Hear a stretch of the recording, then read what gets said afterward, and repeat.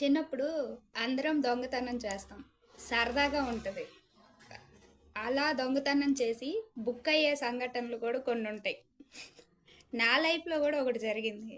అదేంటంటే చిన్నప్పుడు తిరణాలకెళ్ళి మా మేనమామ కొడుకు నేను ఇద్దరమి తిరణాలకెళ్ళి షాపులన్నీ చూసేసి తిరిగి వస్తా వస్తా ఒక షాప్ దగ్గర ఆగిపోయాం. అక్కడ ఆ షాప్లో బుక్స్, పెన్నులు, కీ చైన్లు, డిఫరెంట్ డిఫరెంట్ ఐటమ్స్ ఉన్నాయండి. ఏదో మేము కొనినట్టు షో చేసామండి. షో చేసి లాస్ట్కి ఒక పెన్ను మీద మా చూపు పడింది. ఆ పెన్ ఎంత అవుతుంది ఏంటి అని మొత్తం అడిగాము.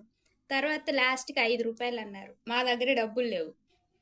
మళ్ళీ వచ్చి కొనుక్కుంటాంలే అని చెప్పి వెళ్ళిపోయాం. పెన్ అయితే తెచ్చేసాం. నేను తెచ్చానా వాడు తెచ్చాడా అన్నది గుర్తులేదు. వాడి పేరు బాబీ, మా మేనమామ కొడుకు.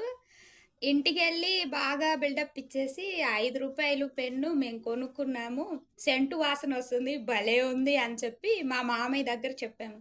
అవునా అదా ఇదా అని చెప్పి అడుగుతున్నాడు మా మామయ్య. మా వెనకాల ఆ షాప్ అతను వెనకిడితే మా వెనకిడితే వచ్చాడు. వచ్చి అవునండి కొనుక్కొచ్చారు, పాపం వీళ్ళ దగ్గర డబ్బులు లేవంట, పెన్ను 5 రూపాయలు అని చెప్పాడు. ఇంకేముంది అయిపోయాం. మా మామయ్య మర్యాదగా ఆయనకి డబ్బులు ఇచ్చి మమ్మల్ని లోపలికి తీసుకెళ్లి బెల్ట్తో బాగా ఉతికాడు.